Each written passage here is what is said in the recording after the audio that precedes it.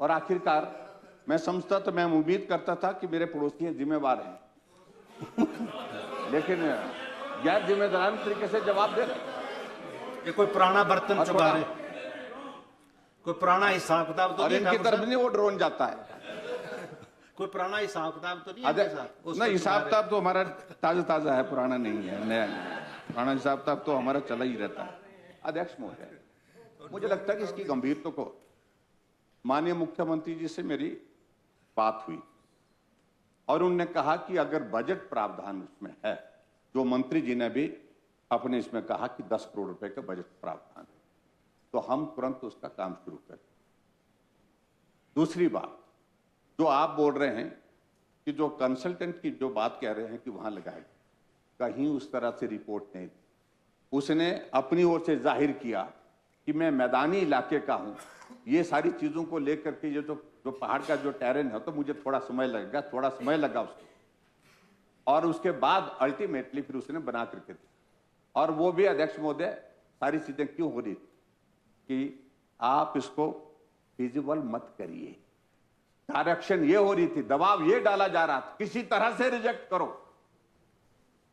205 बीघा जमीन दी है और उस जमीन पर यानी कि उसका टॉप जो है बिल्कुल समतल है, बिल्कुल ऐसा फ्लैट है वो। और मैं तो चाहूंगा कि मुख्यमंत्री जी आप दोनों जाकर के वहां पर विजिट करके आए, वहां सारी जंगल से रोड दी में, लेकिन उसके बावजूद भी इस कॉलेज को जानबूझ करके रोका जाए। सारे जितने भी वहां पर जो टीचर्स थे सबको ट्रांसफर कर दिया गया और ट्रांसफर करने के बाद बच्चे भी माइग्रेशन वहां से मांगने लग पड़े। इसलिए मांगने लग पड़े क्योंकि बच्चों के लिए टीचर नहीं रह गए वहां। यानी कि जानबूझ करके, अध्यक्ष महोदय मैं ये कहूंगा, ये आपकी आदत बन गई कि गला घोंट करके, यही हालत आपने मंडी की मेडिकल यूनिवर्सिटी की है।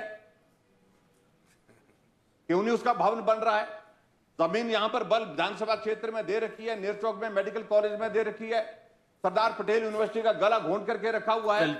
और उसके बाद मंडी में सारे विकास कार्य पूरे प्रदेश की अगर मैं बात कहूं और सेंट्रल यूनिवर्सिटी का 30 करोड़ रुपए आपने देना था, वो देने से आपने धर्मशाला वालों का गला घोंट करके रखा हुआ है।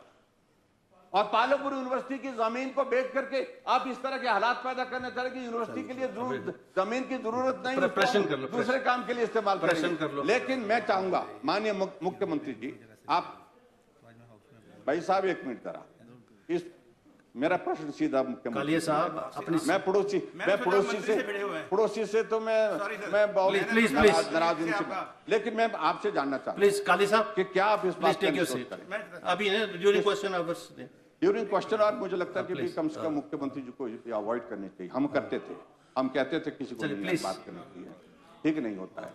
क्योंकि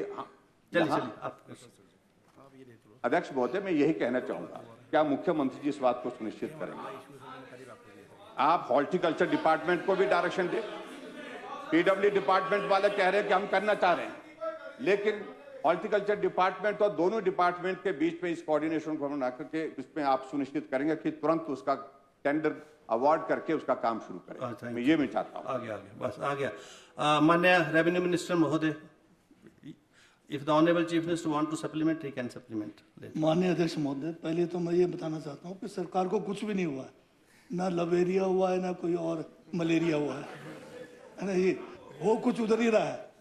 अब ये जो है हॉर्टिकल्चर ये जो कॉलेज से ये मेडिकल कॉलेज में पहुंच गए, मेडिकल कॉलेज से कांगड़ा पहुंच गए। ये ट्रैक से उतरने पे आजकल जैसे आजकल वो ट्रैक से उतरते रहे, इनके लिए छूट है। Please no interruption please. अगर इनके लिए इतनी छूट है कोई बात नहीं, इतना भी मैं टॉलरेट करूंगा। नहीं कोई बात नहीं। पर जहां तक हमारी मंशा है, हमारी मंशा साफ है कि बच्चों के लिए एक ही जगह पे जो है सब कुछ फैसिलिटीज होनी चाहिए, जो विजिबल नहीं है। रिपोर्ट मेरे पास है, मैं माननीय नेता विपक्ष को जो है पूरा ये जो रिपोर्ट है, और जो कंसल्टेंट क्यों आपने जो है हरियाणा वाले या प्लेन के कंसल्टेंट लगाए, हमारे कंसल्टेंट क्यों नहीं लगाए? कमी तो आपकी थी। हेलीपैड आप बनाते रहे, उस हेलीपैड उसके लिए बनाया होगा, शायद आने जाने में दिक्कत ना हो। मैं अभी भी कहता हूं कि हम इस कॉलेज को बेहतरीन तरीके से चलाएंगे, और 300 करोड़ रुपए कम नहीं होते सर। आप 300 करोड़ रुपए ले आइए, मैं कल ही बना देता हूँ। Thank you very much.